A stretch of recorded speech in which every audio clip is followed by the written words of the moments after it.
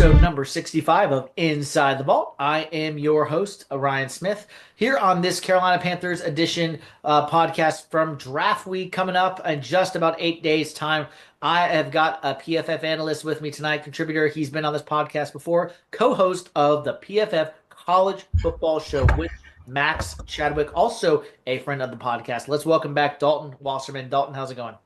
Fantastic. We're only a week away, Ryan. Doesn't it feel good? It's like you get all the suspense and all the speculation over with finally, and we can finally just get to the weekend and see what all 32 teams are going to do with the draft. Yeah, exactly. It's for people like me who do a Panther podcast and others who do this kind of thing.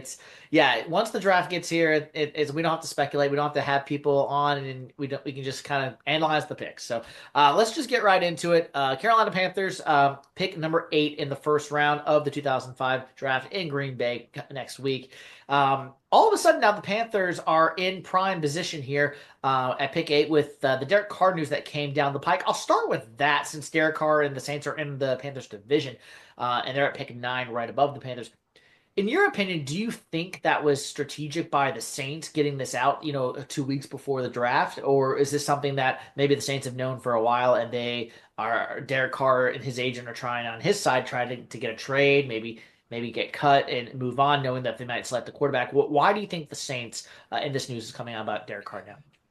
Look, it's always hard to tell how things get leaked out or, especially with the timing of the draft and all the speculation that goes on. But, I will say with Derek Carr is it felt like whether he was healthy or not, that 2025 was going to be his last season in New Orleans anyway, yeah. Right? This team really, they need a hard reset. They're not championship contenders by any means. They have a lot of flaws on their team. And really, they're kind of stuck with Derek Carr for 2025, just the way the contract is structured. They can get out of it a lot easier next offseason than this one. And I think Carr also, there's been rumors that he sees that writing on the wall, and he doesn't want to be a bridge quarterback. He wants to be a starter on a team that's trying to go to the postseason. He doesn't want to be a part of a rebuild. And, so you got the new regime in there with Kellen Moore as the head coach, and there can be a different philosophy now that a new regime is in there. And look, Derek Carr was tied to Dennis Allen, especially when you think back to their Raider days. And now that he's not tied to Dennis Allen and it's Kellen Moore running the show, and Mickey Loomis is really trying to maybe put a hard reset on this thing, Carr might want to get out and find himself a playoff contender, but it's going to be tough with the way his contract is right now. And it only gets tougher for him when you think about the Saints and the possibility that they could take a quarterback 9th overall. Yeah, and that's the thing. If they Shedeur Sanders, who had a private visit with the Giants scheduled for tomorrow, once again, if he doesn't go to the Giants at 3, which I personally don't think is going to happen, and then if he doesn't go to New Orleans at 9, right, he could be in for quite a slide here in the first round, unless someone like a Pittsburgh, maybe the Los Angeles Rams, but they'd have to do a lot to get up to in the top 10. Someone taking him overall in the top 10. But going to the Carolina Panthers aspect of this, because now that this news has come out, Carolina, oh, that's right, they just happened to draft 8th right in front of New Orleans, and they're a division rival. And so we'll start with this. What are you hearing when it comes to the Panthers at pick 8? I'll get into some of my theories as well, but you've had Mel Kiper, Field Yates, and your guys at PFF, Trevor, everybody with Jalen Walker to the Panthers. Some people say Tech McMillan as a wide receiver 1. Some people have said other positions, but those are the 2 names that I think we're hearing the most from a mock draft standpoint. But in your eyes, actually, let's start here. In your eyes, ideally, what would you do if you were the Panthers at pick number 8? I got to be honest, that I know it goes a little bit against the grain when you've heard the coaching staff and Dan Morgan and everybody talk about, Dave Canales especially talks about, look, we know we need to improve this defense. By our metrics, they were the lowest graded defense in football. You could watch them and see that they were arguably the worst defense in football. Certainly the run defense was a huge problem. I think they were only, the 4th team ever to give up 3,000 rushing yards in a season. So obviously the defense is the number one issue, but you still want to build this team around Bryce Young, right? And the way that he played down the stretch last season, he was a top 10 quarterback the second half of last season. Out of nowhere, the confidence grew, the willingness to throw into tight windows and into one-on-one coverage grew. And look, they've got a decent group of weapons. Obviously, Xavier Legette's got to progress. Adam Thielen's still reliable. Jalen Coker was coming on, but they don't have that number 1 type of weapon, right? If you add Tet McMillan to this offense as that guy who can win vertically one-on-one, the 6'5" frame, and give Bryce Young that room for error, I think you have to seriously consider it. Now, Would I draft McMillan in 8 and spend every other pick in the draft on defense? Absolutely. I would spend all right now. You're talking about 8 more picks beyond that. I would spend all of them on defense beyond that. But they don't just need a weapon. They need the weapon. And I think, look, I know Tetero McMillan, there's been some debates about him. Could he get even as far as into the 20s, early 20s in this draft? But look, I think it's very close between him and Travis Hunter as far as wide receiver 1. I have Hunter about an inch ahead of him, but McMillan's a freak. And if, the comp that's been thrown out there is Drake London. If he's as good as Drake London, who for us just had the 6th best receiving grade in the NFL this past year, you really have to think about that. Ironically, London went at that same 8th overall spot. So if you're getting a similar player that can be that wide receiver 1, that can be a top 10 to 12 receiver in the league, I think you have to seriously consider it because you still want to build around your quarterback. Yeah. I had Emery Hunt on the other night for my other podcast, Winning the Division, and he said, I think something along the lines of, Xavier Legette didn't catch that pass against Philadelphia. You know who would catch that pass? Ted McMillan. And so he talked about that. But going back to Ted McMillan for a second before we get kind of deeper into what Dan Morgan said and the Panthers view other ways.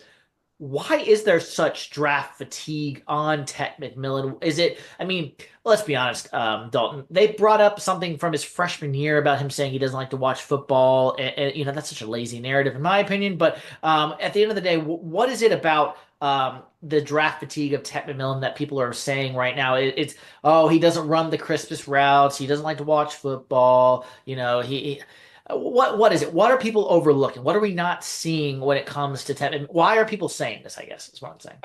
I think it's because, look, the theory is that the most important trait for a wide receiver is separation, okay, and separating, especially one-on-one. And look, he's gotten better at that. I would call him above average at that, especially for his size. But those bigger 6'5" receivers, they're not going to be the same type of separator that a Tyreek Hill is at 5'10" with blazing speed, that Justin Jefferson is going to be at 6 foot with crisp routes like that, right? So will I tell you he's an A+ separator? No, but find me a guy who's 6'5" that is. That's not the point. Okay, he's gotten better at it. Plus, he got a lot better after the catch this year. He was in the top 5 in missed tackles forced after the catch this year.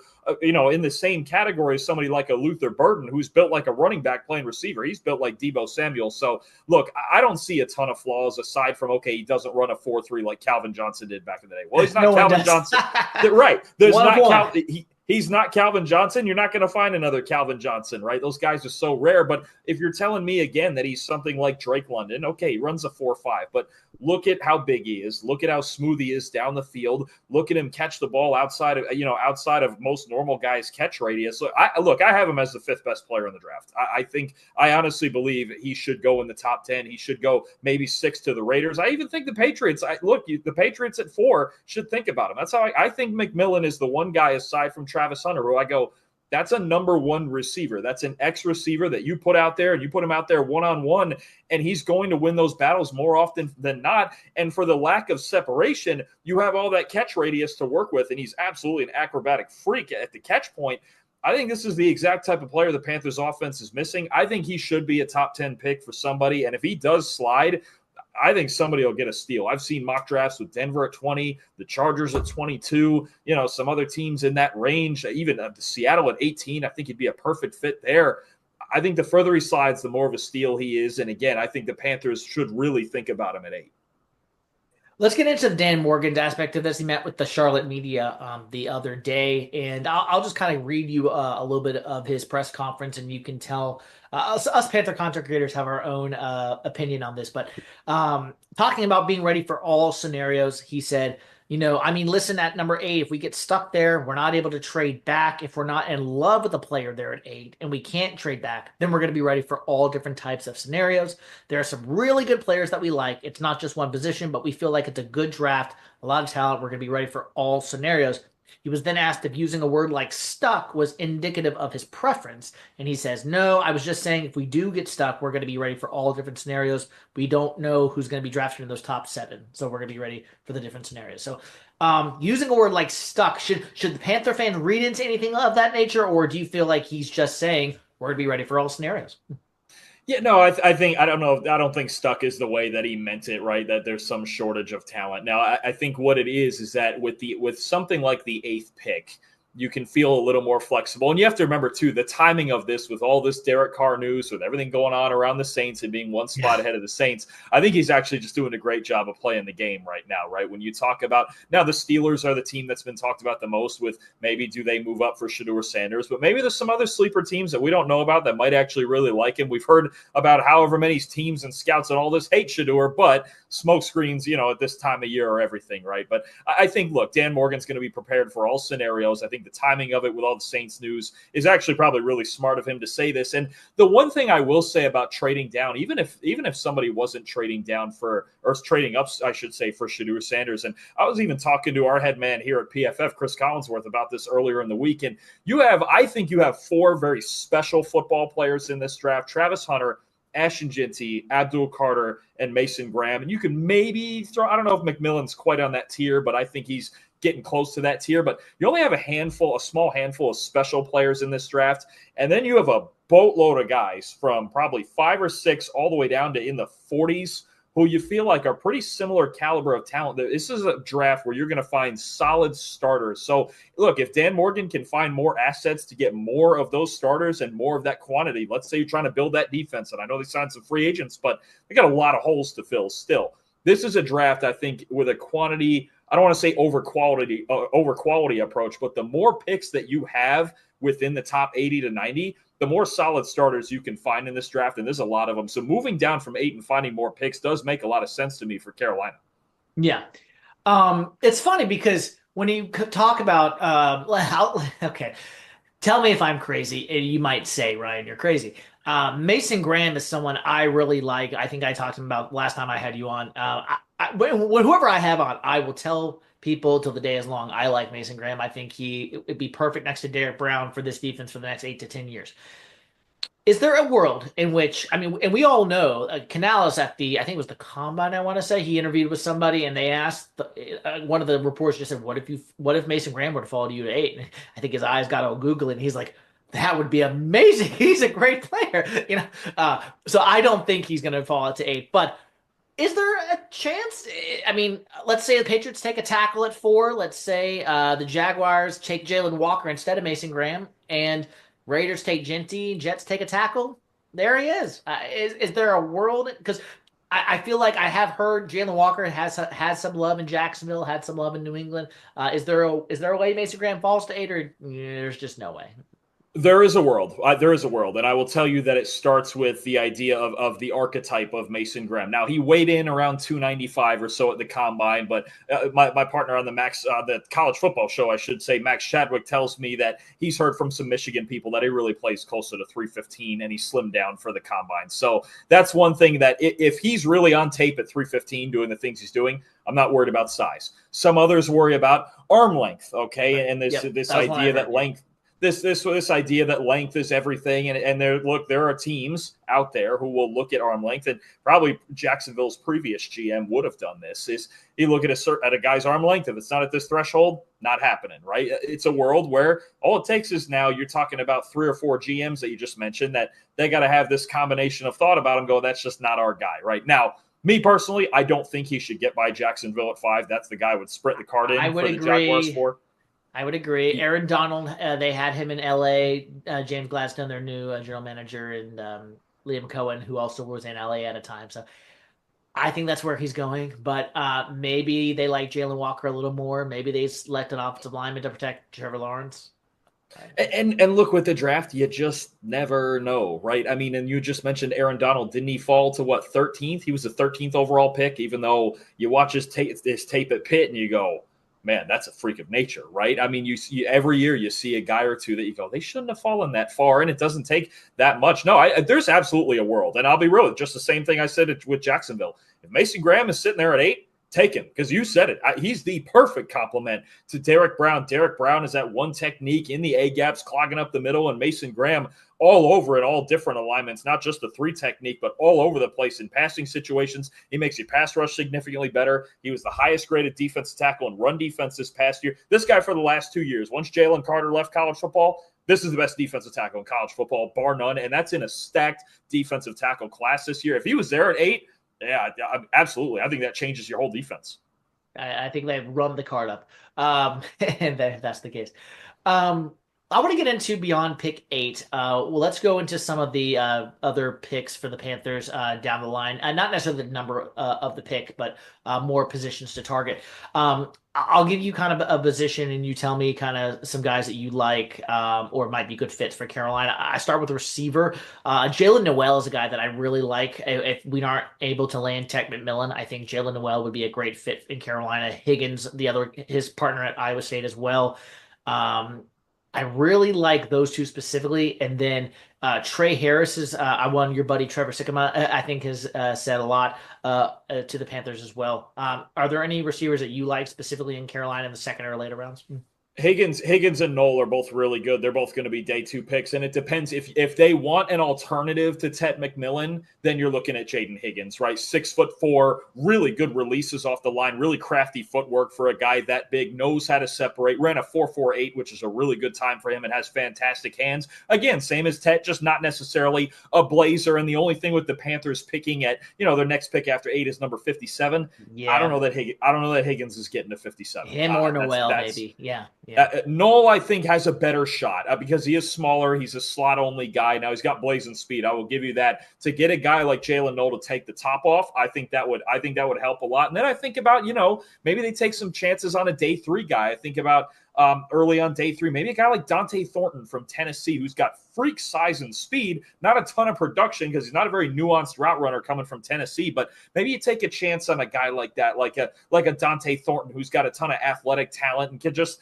that's the two things that I think are missing is that guy with that bigger catch radius, right? And with that's 6'4", 6'5", like McMillan or Higgins, and Thornton has that too. He's 6'5" as well, but also a guy that can take the top off of defense. You mentioned Jalen Knoll, maybe even a Torrey Horton who's got blazing speed out of Colorado State, right? I think that's somebody who could just add that speedy dimension that I think they're missing a little bit because even now, when you look at the second half of the way Bryce Young played last year, there's still not a ton of speed down the field. He was throwing the ball into a lot of tight windows. They could find one of those speedy separators vertically down the field. I think it would open up a lot more guys in their offense underneath, as well as getting Leggett going down the field too. Yeah. Another day 3 guy that I have just the tip of my tongue and I couldn't think of him a second ago was Kyle Williams from Washington State. That's another guy. Burner. He's another one. He's a burner. I think he's one in that 57 or 74 range. Could be there. Played a lot more on the outside. I'd be curious to see how he looks in the slot. But when you same thing, you talk about one of those vertical separators. Kyle Williams. I was just watching him earlier this week too. I would like to see him more in the slot and diversify it a little bit. But he's a burner. I mean, the speed is real, and if you want a guy who can get vertical, he's another one. That's a good call. Offensive line, I think the Panthers are pretty set there, but I will say with Taylor Moton getting up there in age, I think they are going to draft a tackle at some point to maybe have him mentored down the line. Is there any day 3, day 2 tackles that you like that could be a guy that maybe sits for a year or two behind Taylor Moton and then kind of learns from there? Yeah, I think there's some good developmental guys, especially if you're talking about that round 3, round 4 range, right? I think about maybe a guy like Jonas Savayanea from Arizona, who's a really sound pass protector who needs to get stronger. I'm very interested with Charles Grant from William and Mary. I think That was my guy.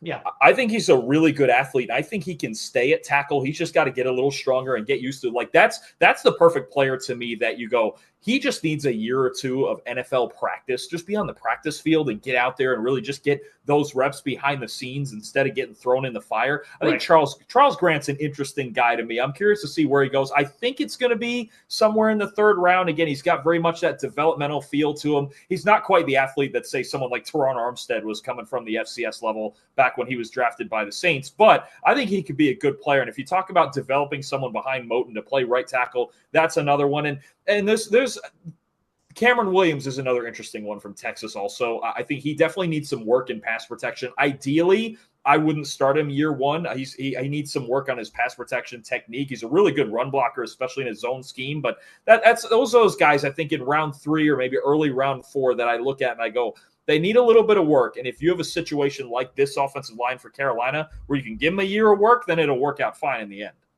Yeah. The running back is the last position that I have the Panthers going in day three with Jonathan Brooks. Still not sure about him for 2026 and beyond. Rico Dowdle's a short-term option, and then obviously Chuba Hubbard is we know the main bell call, but need someone else to go in with him long term. Three names that pop up, in my opinion. Cam Skadeby from Arizona State is one. That's probably out of these three people I'm going to name. I think he's probably my third out of these three preference. My top two would be Ollie Gordon, the second from Oklahoma State as well. Just like Chuba Hubbard, they had him in as a top 30 visit. And then a guy that I really like as a returner and also a change of pace back is Brashard Smith from SMU. You know what? I'm going to expand on that last one. I think with the two guys the Panthers have in the building, I think Scattaboo, I have him as RB3 in the entire draft. I absolutely love him.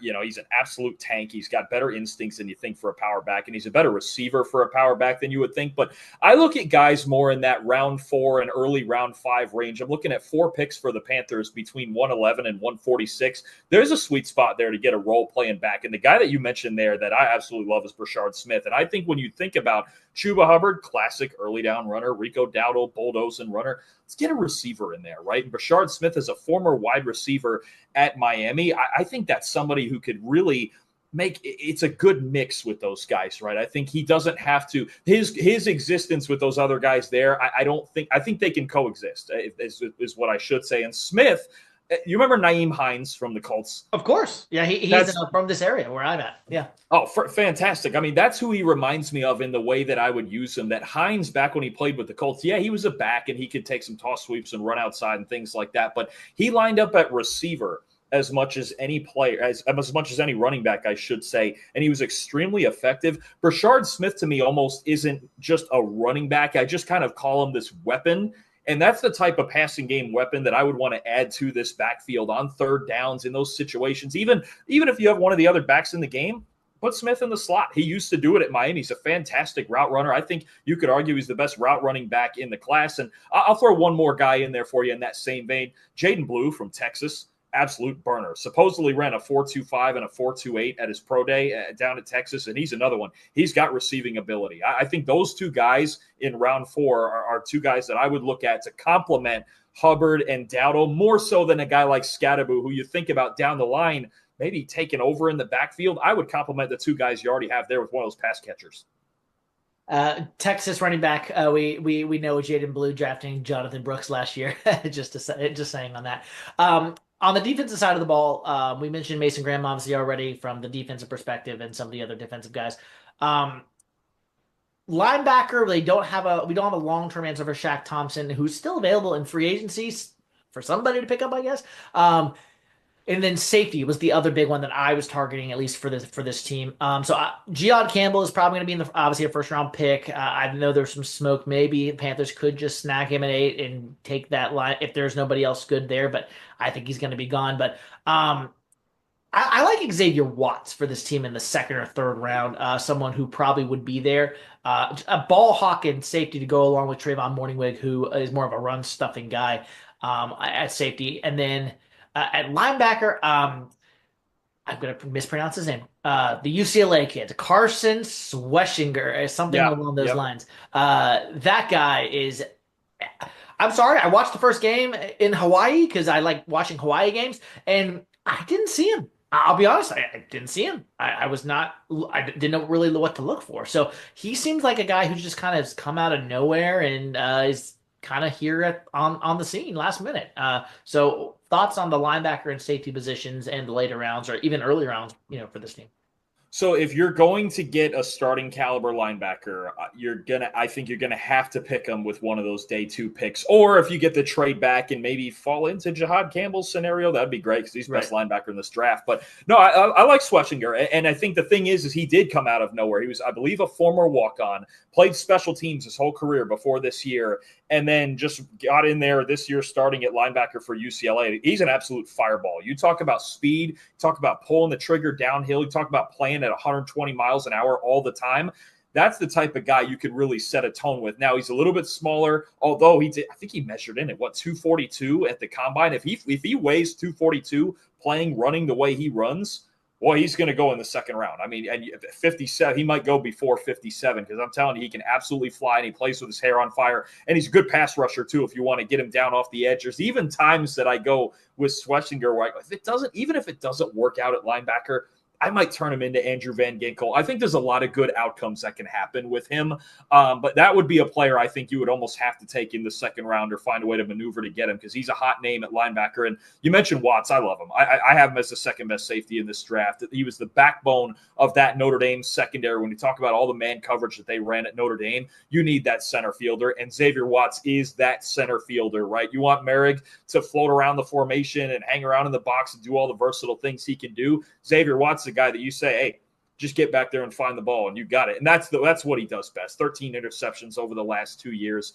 Certainly a player that if they could get their hands on late in the second round, that would be somebody who could help them a lot. I do think when you talk about all those round 4 and 5 picks that the Panthers have, safety is going to be easier, I should say, to find in that range. I think there's a little more depth at safety than at linebacker. So day 2, even if day 2 was a third round pick, somebody like Chris Paul from Ole Miss, I think I got him as my 4th linebacker and the last guy that I would really start year 1 at that position, I think would be a good pick. But no, I like Schlesinger a lot. I like Xavier Watts a lot. I have him in my top 40 players, so I don't know if he would get to 57, but some good calls right there. And even if it'll be interesting to see how they want to build out this defense because there's still a long way to go. And part of it's going to depend on if they feel like they can get more defensive linemen deeper in the draft, and they may attack those 2 positions earlier. I think they hosted a guy named, I forget his name at the moment, from Virginia, Jonah Sanker, Jonas Sanker. I think that was one of the top 30 visits for the team as well at safety. He's one you could get in that 4th round range with one of those 2 4th round picks. I think he reminds me another Virginia safety, a lot like Shamari Connor for the Chiefs, where just a versatile player who likes to hit people. A little more of a box safety than Watts. He likes to hit people. There's times he's got to work on, especially back deep, kind of his footwork back deep. Hopefully you just get more sound back there when it comes to preventing big plays. But if you want a guy who's a tone setter in the box, Sanker might be a guy in round 4 you would look for. Is there, before I circle back and some rapid fire lightning questions for the last 7 minutes or so, I got you here. Is there any other positions from the Panthers' perspective that you would target that maybe I didn't think of or feel like this could be a good fit for the team? I'm thinking, of the main ones that I at least went over were the ones that I saw best fitting for the Panthers in this draft. No, I think the big thing for me, especially having all those round 4 and 5 picks and as deep as this defensive line class is, get in on it. Just if there's a talented defensive lineman edge or inside that you like, even in round 4, just take him. This draft, the 2 most ridiculously loaded positions in this draft are defensive line and running back. We talked about the running backs earlier, but if there's a talented guy sitting there that just happened to slip through the cracks, go ahead and take him in round 4. I'm telling you right now, because there's other defensive line classes where those guys would have gone in round 2 or early in round 3. And especially for as bad as the Panthers still need defensive line help, don't miss out on it because there's a boatload of talent. I just put together my top 100 players, my final top 100 players on my big board today. Like a third of the board is defensive linemen. I think it's 33 or 34 defensive linemen. And I mean, are they all going to go in the top 100? No. So those picks at 111, 114, there's probably going to be a couple of guys that slip through the cracks that I go, man, those are good football players that just went in the 4th round. Do not miss out on this defensive line class. Take 1 or 2 players in the 4th, 5th round even, and you're going to get good football players. It's a great class. I mean, I wouldn't be surprised, knowing the Panthers and Dan Morgan's history, if they did decide to double up in the first 2 rounds and maybe get that receiver like a Jack Besh or somebody later on, in the draft. Kyle Williams mentioned earlier, but 2 guys that they've had for visit that I know they really like are Braden Swinson from LSU and then Princely from Ole Miss. Those are 2 guys that I wouldn't mind seeing in the 2nd round, 3rd round if you combine them with say a Jalen Walker or Mason Graham in the 1st round. That'd be a pretty good draft for the Panthers just in the first 2 rounds. Yeah, if you got Graham on the inside first and then one of those 2 guys at 57, I like both of those players. Swinson's a strong player off the edge there, that stand-up edge rusher that's got this hard-nosed, straight-ahead mentality. And Princely, look, 3 really good years of rushing the passer in the SEC, 2 at Florida, 1 at Ole Miss. He's got length. He's not the bendiest edge rusher, but I like them both. But either one of them at that 57 spot would be, I think, a fantastic pick. Yeah. We'll kind of go lightning round here, kind of closing it out, kind of big picture, not just the Panthers. Um, do you feel like in this draft, what we'll start here. What is going to be the takeaway from this draft, in your opinion, when it's all said and done? Is it the deep positions like edge, like running back, and it's just going to be a lot of good players coming off the board in the later rounds? Is it going to be some quarterbacks that might sneak in the first round? What is it going to be the big takeaway when it's all said and done in the 2025 draft in Green Bay? I think years from now, this is going to sound kind of top heavy and basic, whatever you want to call it. And I know we talk about the running backs and Ashton Jitty and D line and all this stuff, but years from now, this is going to be, no matter how the result goes, this is going to be the draft we all remember as the Travis Hunter draft. I really believe that, especially for draft nicks and scouts and things like that. No matter how it turns out, if he's great one way, if he's great on both sides, if he's this historic Shohei Ohtani of football type of player, you're going to remember what you thought of Travis Hunter, what you thought he should be, what he eventually became, what you thought of him at Colorado, everything. Travis Hunter is one of the most unique, if not the most unique draft prospect we've ever seen, because you just don't see that level of two-way superstar, right? It's the first time we've ever really dealt with this. Could it happen again? Are there future athletes who could really be that freaky like him, or is he going to be the only one? Is it, is it's the same way in baseball, right? With Shohei Ohtani, is this the only time we're ever going to see something like this level of dominance on this level both ways, right? I think years down the line, 10, 20, 30 years from now, that's what we're going to remember is that's the draft where a guy tried to play both ways in the NFL, and we'll see where it goes with the rest of his career. But I think it's really at the end of it, we're forgetting it because we're just assuming, oh, he's going second or he's going third or whatever, and arguing about his role. But we're going to remember which side of that argument we were all on. And it's really, to me, the draft of Travis Hunter first and foremost. Yeah. Is there a way in which, I mean, we're overthinking a lot of this, and we know it's draft fatigue, as we said earlier. Shador Sanders, obviously, is he really going to go in the top 10, or is he going to go in like the bottom of the first round? You talk to so many people, and some people love him, some people think he's not a first round quarterback. I mean, and let's just say the quiet part out loud. If he was not Deion Sanders' son, would we be talking about him like this? I think I don't know either way, because I think if he played that well the last couple of years and turned around Colorado like he did, and he wasn't Deion Sanders' son, I also, he says this himself too, and I'm a huge fan of Shador. He might not get so much hate, actually. I mean, honestly, it's just, it works like it's so polarizing both ways, right? And the only thing, look, to me, he's a quarterback. I understand he doesn't have Josh Allen's size and arm. He doesn't have Lamar Jackson's mobility. But how many times, even in this day and age, how many times do we need to be fooled by the guy with lesser tools that's smart, that knows how to play the game, that's accurate? I get that he takes sacks, but it also wasn't the best situation offensively at Colorado. It was a very one-dimensional offense.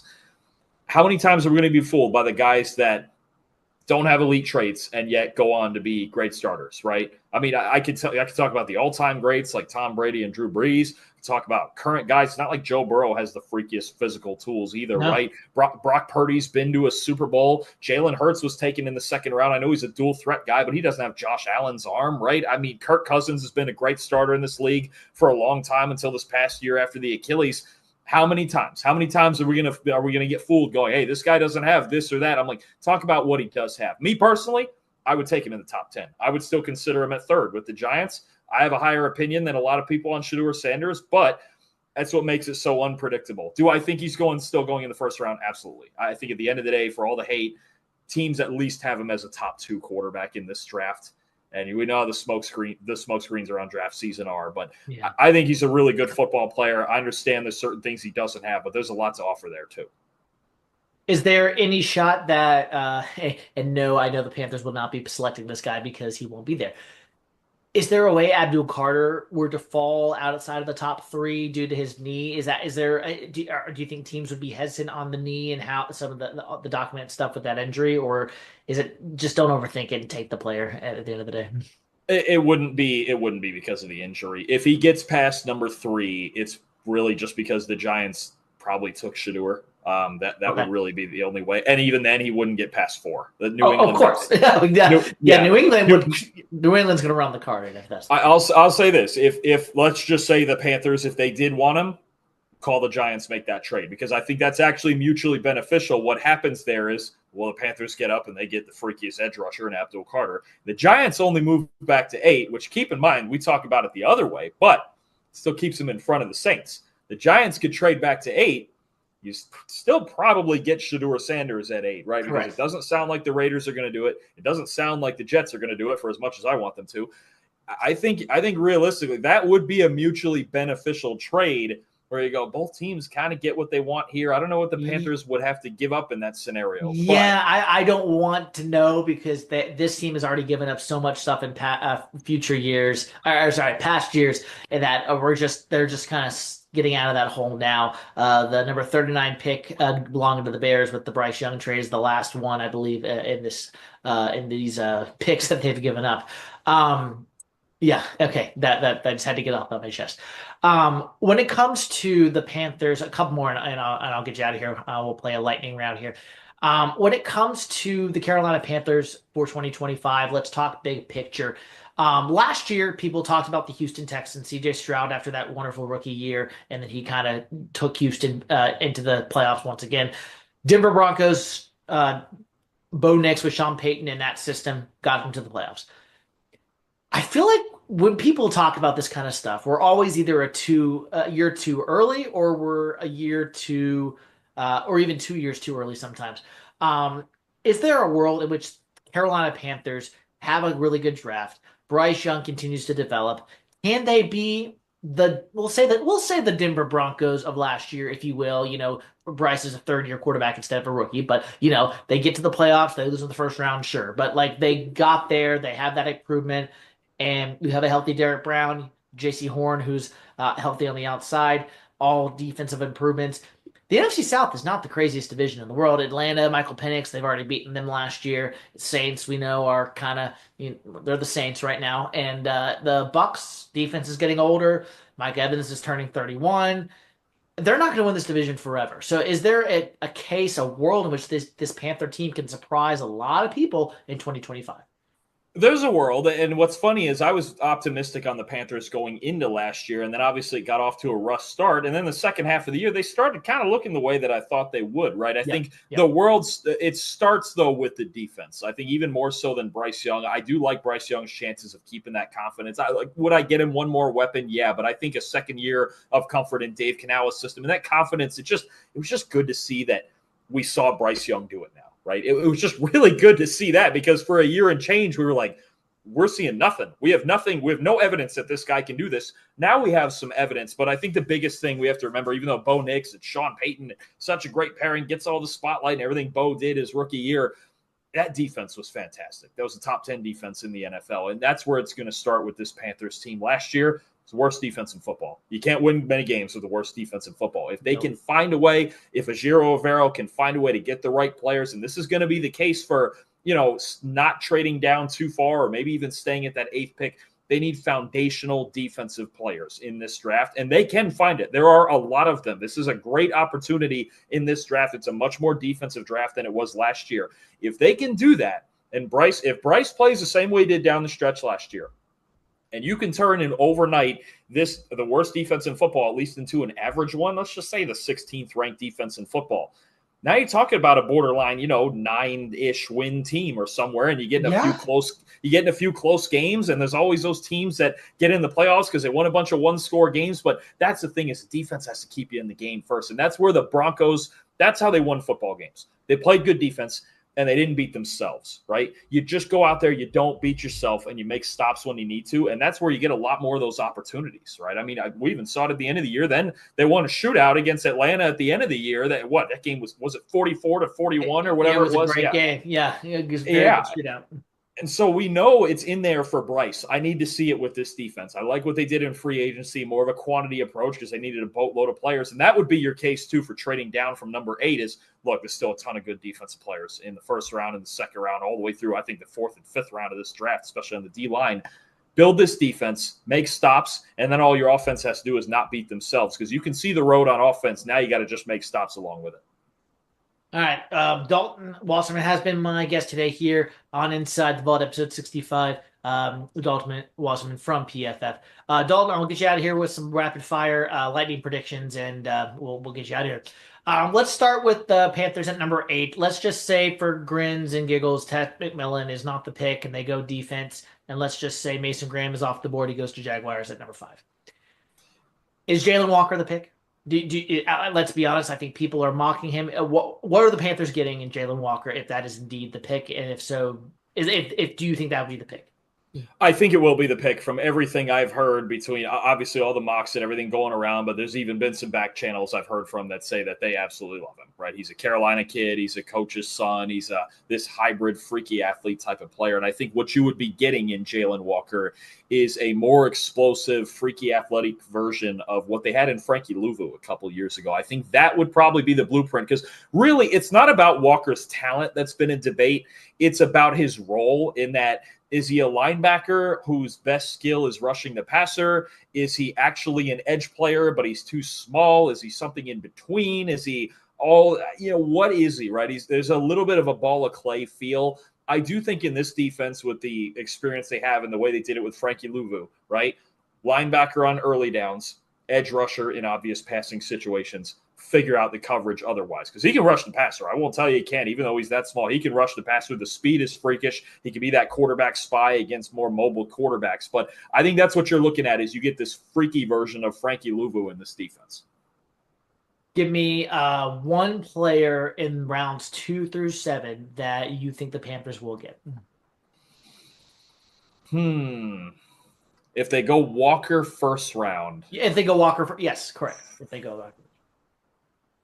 You don't have a safety. Well, let's have a safety conversation again. A guy I don't know if he will go this early. I would take him in the 4th round. A guy right around the corner there in Clemson. RJ Mickens is somebody that I absolutely love his tape, and I think there's several teams that could use a guy like him. The son of former NFLer, played for the Jets for a long time, Ray Mickens. That he's just a really heady, good football player. And you talk about all the zone coverage and cover 3 and things like that Ejiro Evero runs. One of the best zone coverage safeties in the nation last year. Him and former Clemson Tiger Andrew Makuba. I think 2 very similar players. Makuba has been talked about more as a day 2 guy. Maybe somebody the Panthers look at in round 2 or 3. But if they don't get him, I'd say in round 4 or 5, look out for RJ Mickens from Clemson. That's somebody I really like. Several teams could use him. And you mentioned with the Panthers safety needs, I think he's a sleeper. Okay.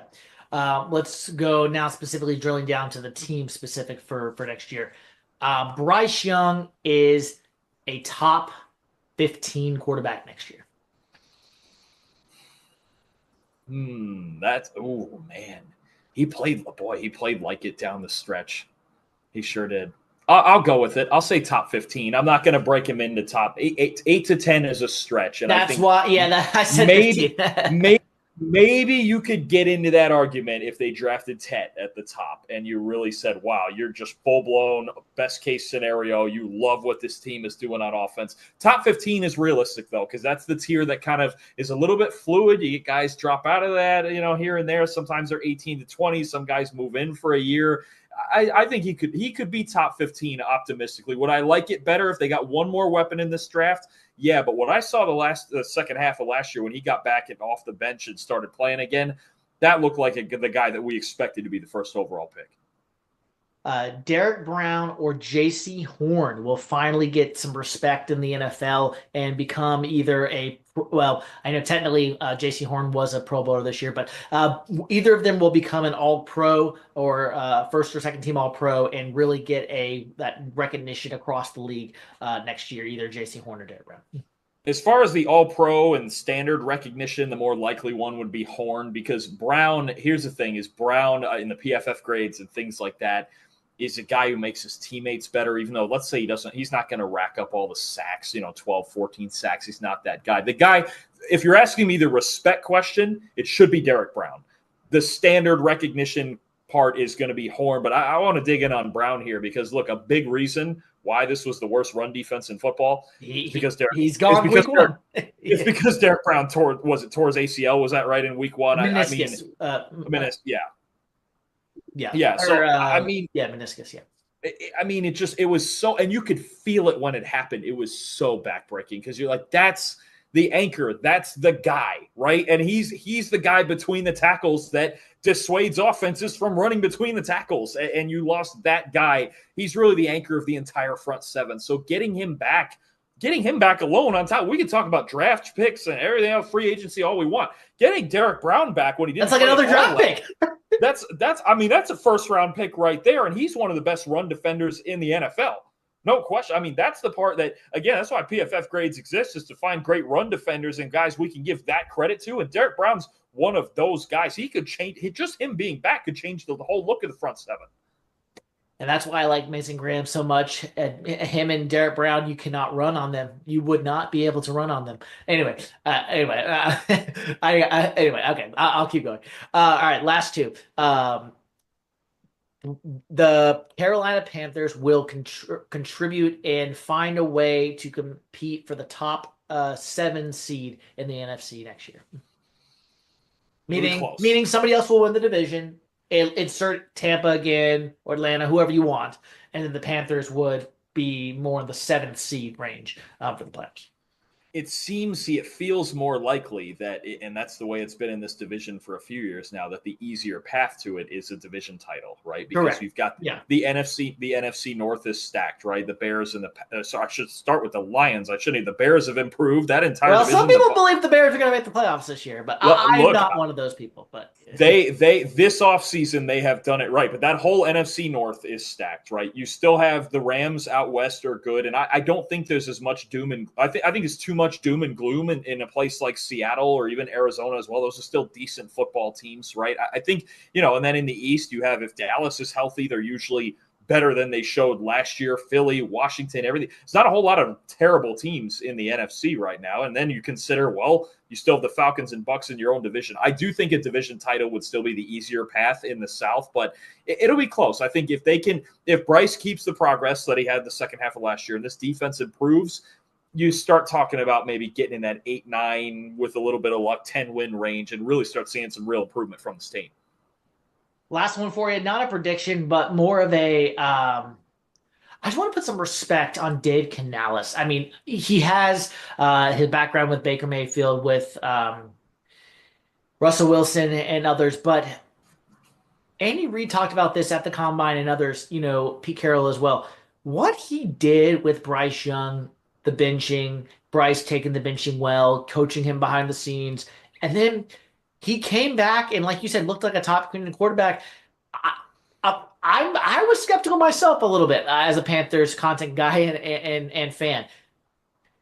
How rare is it that a guy like Dave Canales, how rare is it you see a guy like, let's look at Anthony Richardson right now, with the Colts. Like, he got benched. Now, his was a little bit different too, besides the health and the going off the field stuff. But it almost defies logic that he not only comes back and looks as good as he did after being benched, after not seeing any results whatsoever. Jay Canales it took a lot of balls to do what he did, and he's looking really good now. A lot of credit goes to him, and I just think he needs to have his flowers. I just don't think that people are being talked about in that equation with the job that he did. I absolutely loved when they hired Dave Canales last offseason and the work that he did in Tampa with Baker Mayfield. First of all, the work in Tampa, because Baker Mayfield's a naturally confident guy. I don't think he had to insert confidence into Baker Mayfield. I just love the way that he called plays that one year in Tampa and the way that he got that offense rolling so quick. So that's the first part, is the offense itself is very modern and there's a lot of things to like about it. I think as far as Bryce goes, look, Dave Canales, and I loved hearing his press conference last year at the Combine. I think I missed him this year, but last year, that first Combine press conference, and you could tell he comes from the Pete Carroll school of positive reinforcement. Everything is positive. And every time I hear him talk, I hear him on this show or NFL Network or Kay Adams or wherever he's on any given day. And everything's so just, look, we have to build up Bryce positively. We have to build, and even you wouldn't think so with a kid getting benched, that he would continue. That goes, well, that's not positive. He got benched. But you look at how poorly he played those first, 2 or 3 games, and you go, he needed a minute to breathe, right? Because you couldn't evaluate anything on the field. Well, and you couldn't evaluate anything his rookie year because of the coaching situation and Frank Reich and everything. It was a train wreck, right? We'll just say it out loud. It was a train wreck that first year, and it was just not conducive to a young kid's success at all. And Canales got with him behind the scenes and just goes, look, you were the number one pick. You did all these great things in high school. You did all these great things in Alabama. And you know what you did? You played free. And it was the first time when he came back off the bench that I saw, since he was at Alabama, that I saw Bryce Young play free. He never played that freely and that confidently. Even it was the same group of players. It's not like they went and traded for Devontae Adams or something like that. He just, same guys around him, just throw the football. And if something bad happens, come back the next play. The old Russell Wilson, neutral thinking thing. Just come back the next play and keep doing your job. Don't get down on it, right? You have this in you. Let it rip, right? And you saw what happened when Bryce was able to let it rip. But that's the thing for me with Canales, with Bryce Young. He didn't have to instill confidence in Baker Mayfield and Tampa. Maybe he did with Bryce Young. Every guy is different. But now Bryce Young playing with that confidence, that was the biggest thing to me. It's the first time that we saw that guy from Alabama who played with supreme confidence and believed he was the best player on the field. If they can sustain that, and I know Bryce doesn't have all the tools and he's 5'10", and that same thing I said about Shedeur Sanders, it's in there. We've seen him do it. We've seen him play great football. Now we just got to see him do it again. Yeah. Well, that's a good place to end it. Dalton Wasserman, my guest today here on Inside the Vault. Dalton, where can we find your work? Tell the listeners where they can expect from you going forward, and where can they find everything that you do? PFF.com for written content from myself and all our great analysts, as well as PFF Plus. You want premium stats, you want to see the grades and stats all for yourself. It's all on there with a subscription. PFF NFL show, PFF college football show. And next week we'll be on the desk. Myself, Max Chadwick, Trevor Sikkema. And the first night, Chris Collinsworth will be on with us as well. So check it out. That'll be on the PFF NFL channel on there on YouTube. And it's about to be a lot of fun for draft weekend. That's for sure, Ryan. All right. Well, thanks again for coming on, Dalton. We'll talk to you down the road. Appreciate you having me on. Thank you. And that'll wrap up this episode of Inside the Vault, episode number 65, a Carolina Panthers podcast. Rate, review, and subscribe wherever you get your podcast. We'll see you